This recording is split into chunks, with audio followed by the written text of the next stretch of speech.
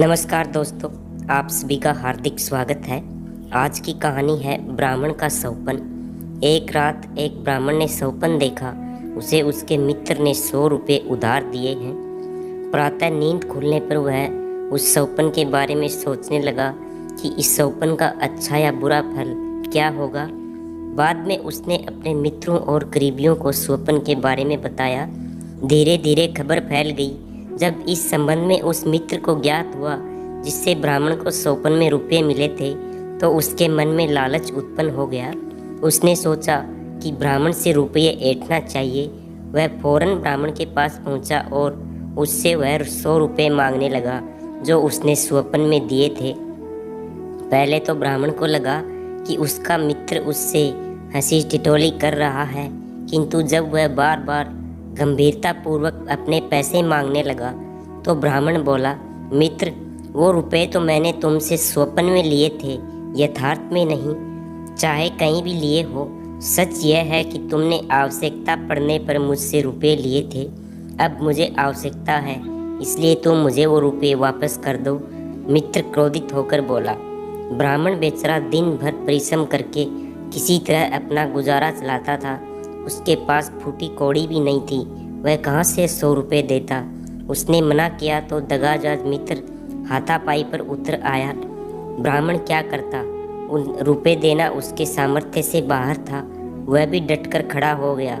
दगाबाज मित्र को आशा थी कि ब्राह्मण रुपये दे देगा, किंतु जब उसे अपनी दाल गलती दिखाई नहीं दी तो वह ब्राह्मण को धमकी देकर चला गया कि मैं तुमसे रुपये ज़रूर वसूल करूँगा और गवाही में उन लोगों को उपस्थित करूँगा जिसके सामने तुमने रुपये पाना स्वीकार किया है।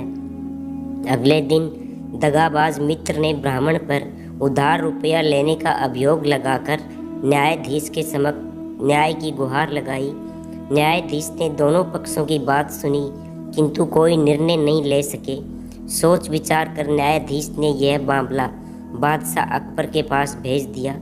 अकबर ने मामले पर अच्छी तरह गौर किया, यह जानते हुए भी कि मित्र सरासर दगाबाजी कर रहा है। अकबर को मामले के निपटान की कोई तरकीब न सूझी। आखिरकार उन्होंने बीरबल को बुलाया। उसे सब मामला समझ आ दिया गया कि बेचारे ब्राह्मण को उसका दगाबाज मित्र ठगना चाहता है। इसका न्याय ऐसा होना चाहिए कि दूध का दूध और पानी का पानी हो जाए। अकबर का आदेश पाकर बीरबल ने यह मामला अपने हाथ में ले लिया। मामले को सुलझाने के लिए उसने एक बड़ा सा दर्पण मंगवाया। उसके बाद उसने दर्पण को इस तरह रखवाया कि उसमें 100 रुपये की छाया दिखाई पड़े। अब दगाबाज मित्र को रुपये की छाया दिखने लगी तो बीरबल बोला, जाओ उस दर्पण में से 100 रुपये ले लो। दगाबाज मित्र अचंभा जाहिर करते हुए बोला, वह मैं कैसे ले सकता हूँ, वह तो रुपये की परछाई है। बीरबल बोले, ब्राह्मण ने भी तो स्वप्न में तुमसे रुपया पाया था, वह भी तो परछाई ही थी। तुम फिर असली रुपया क्यों चाहते हो? मित्र की गर्दन झुक गई। उसे कोई जवाब देते न बना। लाचार होकर वह खाली हाथ ही वहाँ से जाने लगा तो बीरबल बोला, तुमने आज ब्राह्मण को व्यर्थ में परेशान किया है, उसके काम में रुकावट डाली है, अतः बिना सजा पाए तुम यहाँ से नहीं जा सकते। तुम्हें जुर्माने के रूप में 100 रुपये ब्राह्मण को देने पड़ेंगे।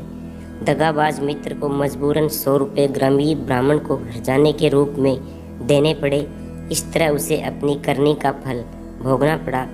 ब्राह्मण खुशी खुशी अपने घर वापस आ गया।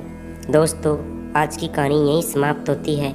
कहानी पसंद आई तो वीडियो को लाइक करें, शेयर करें, चैनल को सब्सक्राइब करें। मिलते हैं अगले वीडियो में नई कहानी के साथ। धन्यवाद। जय श्री कृष्णा। राधे राधे।